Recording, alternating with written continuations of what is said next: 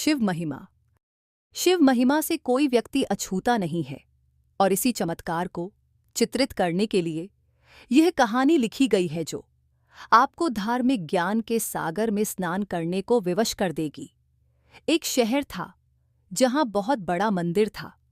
मंदिर में भक्तों का तांता हमेशा लगा रहता था।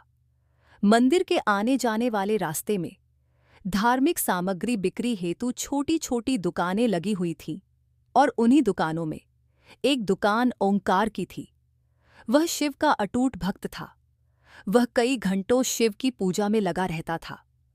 दुकान में वह और उसका छोटा बेटा बैठा करते थे। उसका बेटा कार्तिक, जो कि केवल 8 वर्ष का था। हालांकि कार्तिक दुकान के काम के साथ साथ अपनी पढ़ाई में भी बराबर ध्यान देता था, जिस वजह से वह अपनी सभी कक्षाओं में अच्छे अंकों से उत्तीर्ण होता आया था।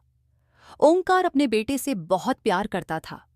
ओंकार की पत्नी कार्तिक को जन्म देते ही दुनिया छोड़ चुकी थी। बचपन से कार्तिक को ओंकार ने माँ और बाप दोनों का प्यार दिया था।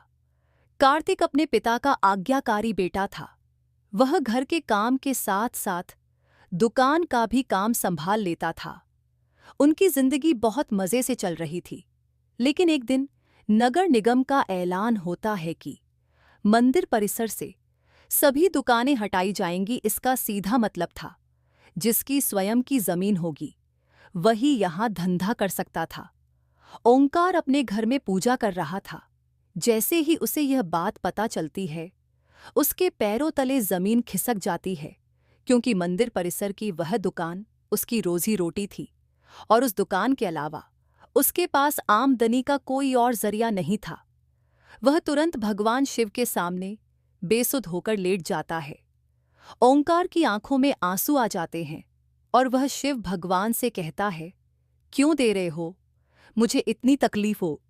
प्रभु, क्या मैंने कोई पाप किए थे? कुछ देर बाद ओंकार शिव भगवान के सामने हाथ जोड़कर खड़ा होता है और अपनी दुकान की तरफ भागता है। सभी दुकानदारों को दुकान से सामान खाली करने के लिए 1 दिन का समय दिया जाता है, जिसके लिए लाउडस्पीकर से लगातार सारे मंदिर परिसर में सरकारी ऐलान होता रहता है।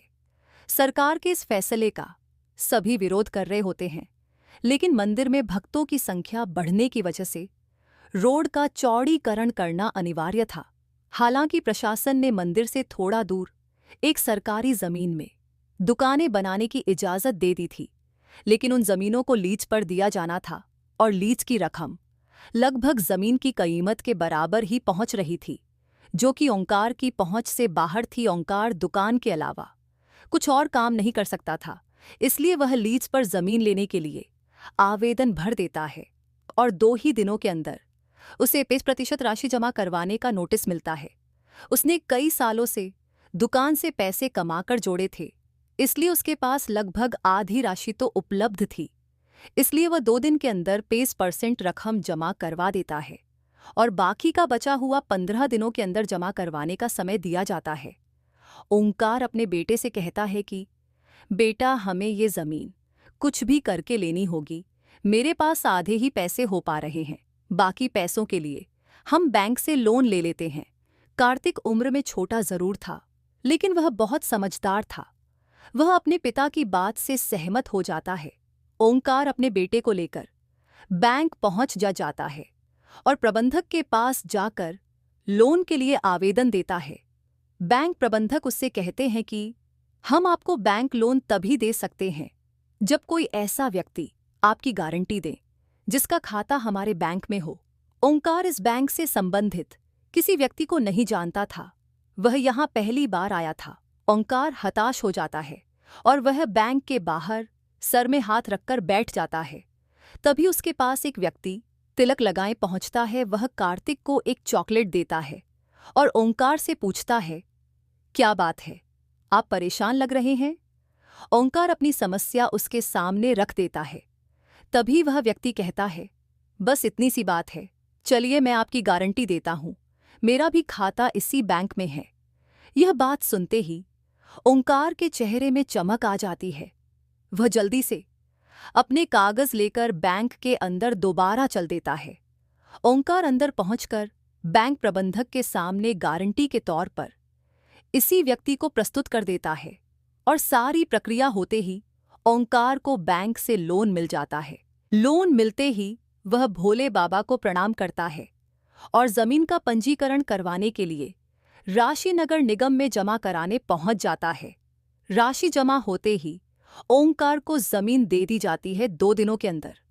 ओंकार लकड़ी की दुकान बनवा लेता है। ओंकार दुकान के अंदर सबसे पहले शिव की मूर्ति स्थापित करता है और इसके बाद अपने धंधे की शुरुआत कर देता है। उसे लोन चुकाने का टेंशन खाए जा रहा था। ओंकार की दुकान सबसे आखिरी में थी, इसलिए उसकी दुकान में कम ग्राहक पहुंचा करते थे। वह इतना भी पैसा नहीं कमा पा रहा था कि उसके प्रतिदिन के खर्चे पूरे हो सकें। ओंकार परेशान रहने लगा। एक दिन उसकी दुकान में वही व्यक्ति फिर से आते हैं जिन्होंने बैंक में उसे लोन की गारंटी दी थी। उन्हें देखते ही ओंकार अपनी दुकान में बैठने को कहता है और जल्दी से उनके लिए चाय नाश्ते का इंतजाम करता है। और जैसे ही वह व्यक्ति ओंकार से उसकी दुकान के हाल चाल पूछते हैं तो वह अपना दुखड़ा रोने लगता है। वह व्यक्ति शिव की मूर्ति को नीचे रखे देख ओंकार से कहते हैं, तुमने शिव भगवान को ऐसे क्यों स्थापित किया है? उनके लिए छोटा सा मंदिर बना लो, तुम्हारा कल्याण हो जाएगा। और इतना कहकर वह वहां से चले जाते हैं। ओंकार उस व्यक्ति के जाते ही अपने काम में लग जाता है। 1-2 महीने के अंदर ओंकार की हालत बदतर होने लगती है। वह कर्ज में डूबता जा रहा था, लेकिन इसके बावजूद वह शिव की पूजा में उतना ही समय देता था जितना हमेशा से देता आया था। एक दिन वह थोड़ा जल्दी दुकान पहुंच जाता है और दुकान की साफ सफाई करने लगता है। ओंकार को अचानक उस व्यक्ति की बात याद आती है कि शिव के लिए छोटा सा मंदिर बना लो। तभी ओंकार कुछ मजदूरों को बुलाकर दुकान के कोने में छोटा सा मंदिर बनवाने के लिए गड्ढा खुदवाने लगता है। लेकिन बहुत प्रयास करने के बाद भी उस जगह पर गड्ढा नहीं हो रहा होता और जब मिट्टी हटाकर मजदूर देखते हैं तो वह दंग रह जाते हैं। उन्हें एक विशाल शिवलिंग का ऊपरी हिस्सा दिखाई दे रहा होता है और जैसे ही वह किनारे किनारे मिट्टी हटाते हुए गहराई तक जाते हैं तो सभी के पसीने छूट जाते हैं, क्योंकि यह कोई साधारण शिवलिंग नहीं था। इसका आकार बहुत विशाल था और इसका पत्थर फौलाद से भी मजबूत था। शिवलिंग निकलते ही दुकान के चारों तरफ से हजारों लोगों की भीड़ जमा हो जाती है। दूर दूर से लोग वहां शिवलिंग देखने पहुंच जाते हैं। शिव की इतनी बड़ी मूर्ति जमीन के अंदर से निकलते ही खनिज विभाग के लोग उसे जब्त कर लेते हैं। शिवलिंग को मंदिर की संपत्ति मानकर मंदिर में स्थापित कर दिया जाता है, लेकिन मूर्ति निकलने की वजह से ओंकार की दुकान की कीमत आसमान छूने लगती है। सभी ग्राहक उसी दुकान से सामान लेने के लिए लाइन लगाने लगते हैं।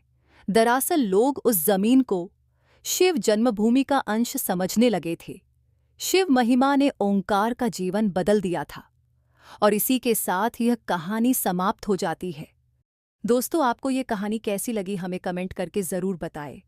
ऐसी ही ज्ञानवर्धक वीडियो के लिए हमारे चैनल को सब्सक्राइब करें। वीडियो को ज़्यादा से ज़्यादा शेयर और लाइक करें। धन्यवाद।